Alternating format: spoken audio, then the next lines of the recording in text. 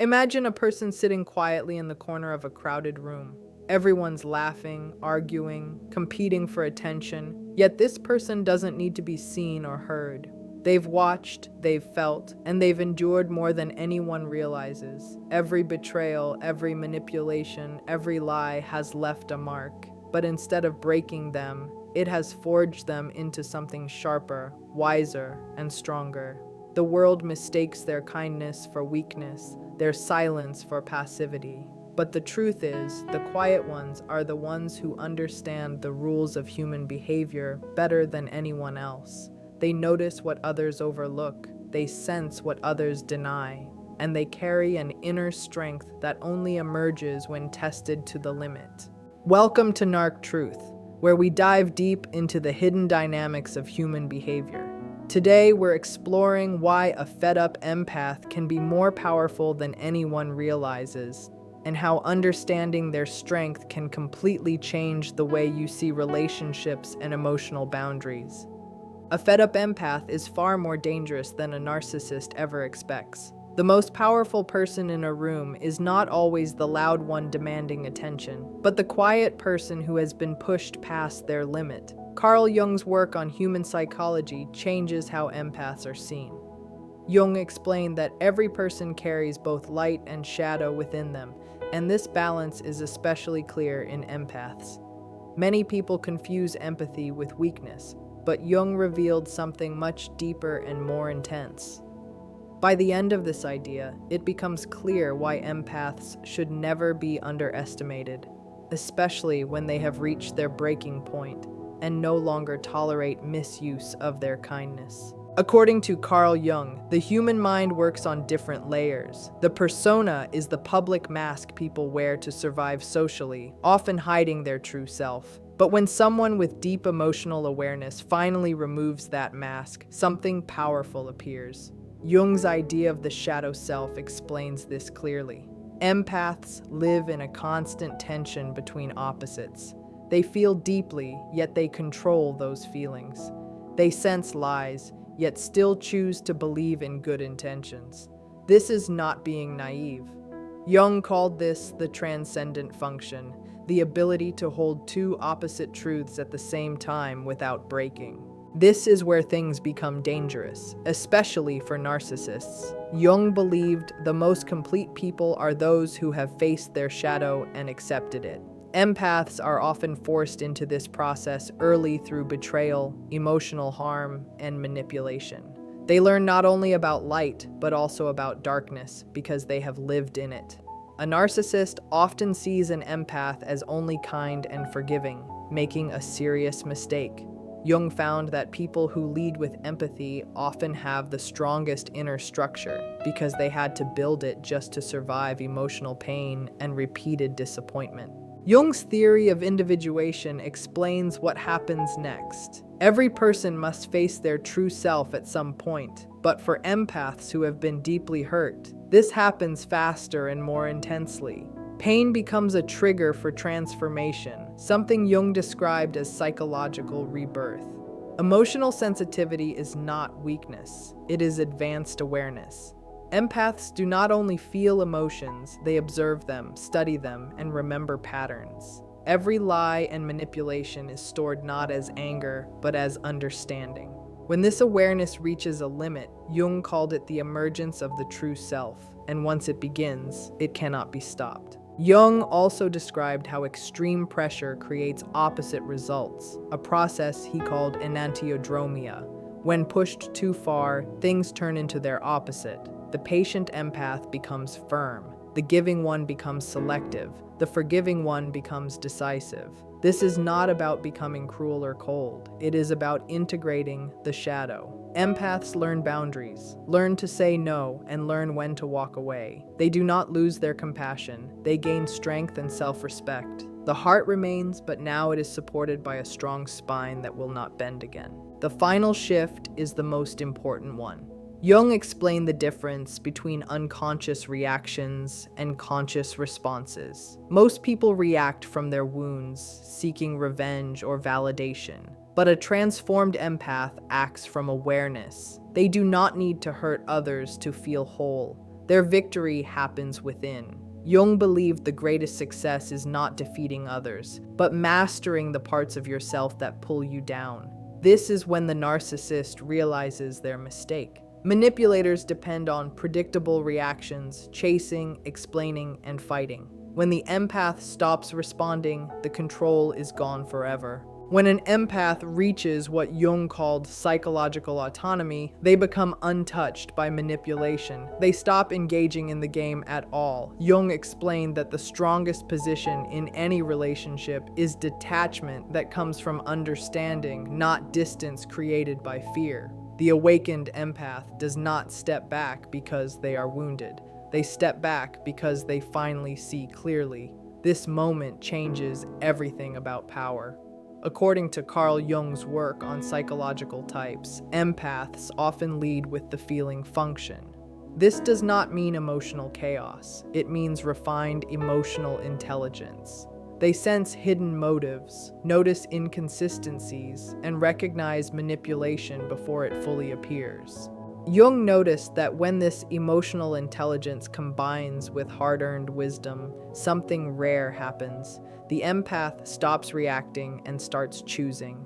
They no longer move from pain, they move from clarity and inner strength. Jung called this shift the transcendent function. It is the ability to sit with tension without breaking, to see truth without turning bitter, and to respond instead of reacting. An empath shaped by betrayal develops this ability deeply. They become whole within themselves. They stop needing approval to trust their instincts. They no longer look outside themselves to confirm their worth.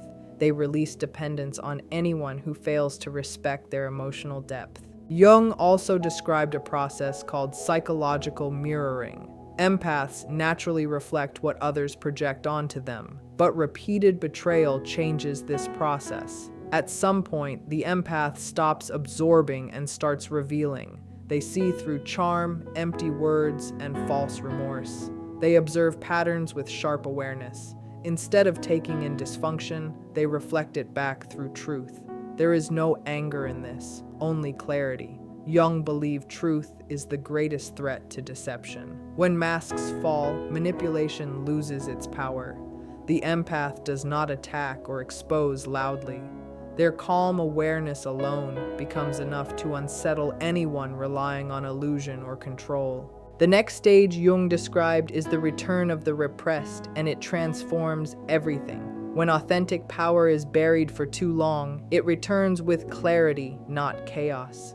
The empath who once adjusted, explained, and waited becomes firm and unmovable. They stop arguing. They decide. They stop over-explaining. They act. They no longer try to repair what keeps harming them. They simply step out. This is not cruelty. It is individuation in motion. Jung believed the shadow holds not only darkness but unused strength. For empaths, this includes boundaries, self-respect, and the courage to walk away without guilt. When empaths integrate this shadow, they do not lose compassion. They gain discernment. They still care, but they choose where their care belongs. They understand their empathy is valuable and not unlimited. What emerges is the individuated self, steady and unstoppable. Jung believed the most powerful people are not driven by unresolved wounds, but by wisdom shaped through suffering. The awakened empath reflects this truth. They have seen manipulation and survived it. They recognize gaslighting because they escaped it. They sense emotional drain because they lived through it. This awareness is not fear or suspicion. It is clarity earned through experience and self-mastery. This stage is what Jung described as hard-earned discernment, and it is where the shift becomes permanent. According to Carl Jung's view of psychological growth, there comes a point when a person stops looking outside themselves to feel complete and becomes whole on their own. For a deeply betrayed empath, this moment feels both freeing and revolutionary. They stop proving their value to others. They stop justifying their boundaries or apologizing for having needs. They step into what Jung called psychological sovereignty, full ownership of their inner world. The final shift is what Jung named the return to self. and it is powerful. True strength, Jung said, is not losing sensitivity, but refining it through lived wisdom. The fully awakened empath lives this balance perfectly. They still feel deeply, but they love with care. They understand others, but they engage thoughtfully. They forgive when needed, yet they never forget the lessons. Jung believed the most integrated people can hold both light and shadow in awareness. The transformed empath becomes gentle with those who deserve kindness and firm with those who demand boundaries. They practice what Jung called appropriate response. This makes them untouchable. Jung taught that the highest psychological development happens when someone no longer needs others to complete them. The awakened empath reaches this state through integration, not isolation, becoming whole while choosing their place in the world wisely. They no longer save people who refuse to swim. They stop chasing those who keep running. They stop pouring energy into empty spaces disguised as relationships. Instead, they master what Jung described as conscious relationship, engaging only where respect, balance, and care exist. What remains is the individuated empath, a powerful presence. Jung said that when someone faces their shadow and comes out whole, they become a force of nature. Not violent, but unstoppable. Not loud, but certain. The awakened empath does not seek revenge or approval. They know their worth deeply. They are comfortable alone and grounded within themselves, transformed by experience, not broken by it. This journey from victim to inner ruler is more than personal healing. Jung described it as the hero's journey of the psyche. The empath descends into pain, faces the shadow, integrates strength, and returns whole. Jung believed conscious suffering becomes the foundation of wisdom. The empath who walks through fire does more than survive. They become a light for others. This reflects Jung's insight that every wound carries the seed of growth. Every betrayal invites deeper truth and power. This is the psychology of the awakened empath. Once understood, their quiet strength can never be underestimated.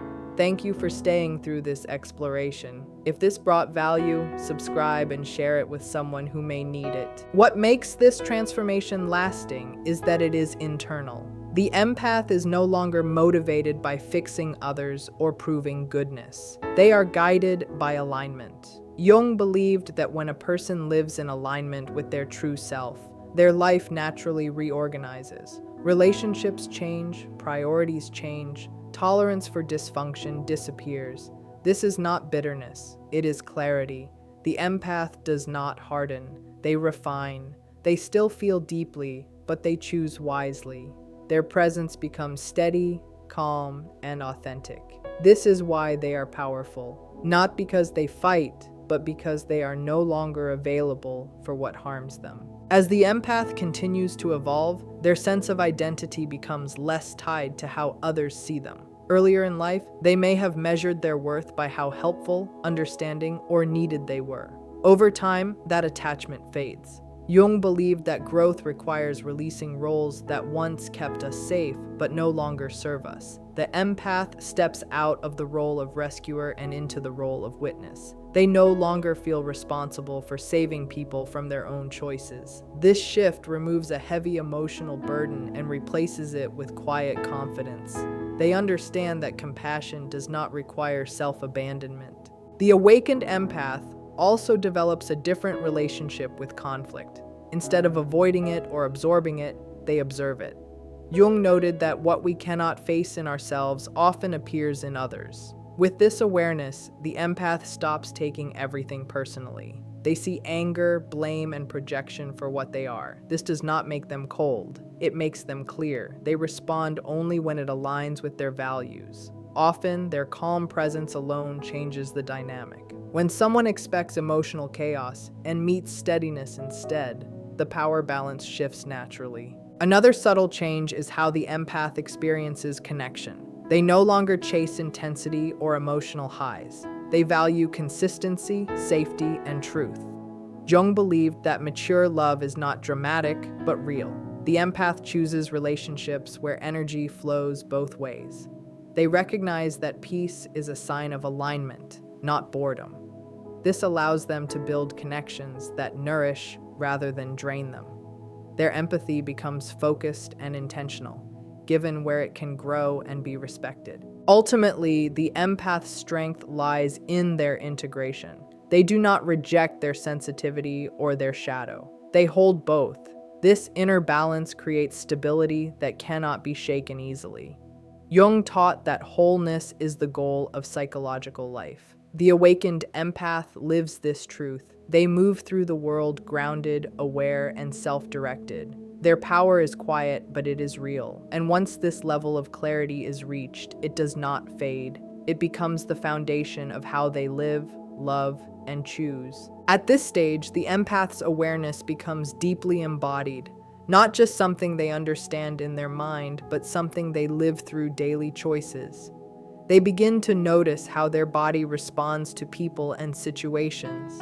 Jung believed the psyche speaks through sensations long before the mind forms words. The awakened empath listens to this language. Tightness, exhaustion, or heaviness become signals rather than things to ignore. Instead of pushing through discomfort to please others, they honor these signals as guidance. This keeps them aligned with themselves and prevents old patterns of self-betrayal from returning. Their sense of time and urgency also changes. The empath no longer rushes to fix, respond, or rescue. They allow things to unfold. Jung wrote that patience is not passive, but active trust in inner knowing. With this patience, the empath gives others space to reveal who they truly are. Masks fall when there is no pressure to perform. This makes the empath's discernment sharper and more accurate. They do not need dramatic confrontations to see the truth. They simply observe consistency over time and act accordingly. Another shift happens in how the empath handles loss. Walking away once felt like failure or abandonment. Now it feels like self-respect. Jung understood that endings are a natural part of individuation. Letting go creates room for what is aligned. The empath grieves, but they do not cling. They understand that holding on to what harms them blocks growth. This acceptance allows them to move forward without bitterness. Their past becomes a teacher, not a prison. As this clarity settles in, the empath's presence itself becomes regulating to others. They do not absorb emotions, but they create calm through grounded awareness. People around them feel either exposed or safe, depending on their intentions. This is not something the empath tries to do. It is a natural effect of inner integration. Jung believed that when someone becomes whole, they influence their environment without effort. The awakened empath lives this truth quietly, steadily, and with unshakable self-respect. So, what we've learned today is that the empath is far stronger than most people realize. Their sensitivity is not a weakness. It's a kind of inner radar, honed by experience, betrayal, and self-discovery.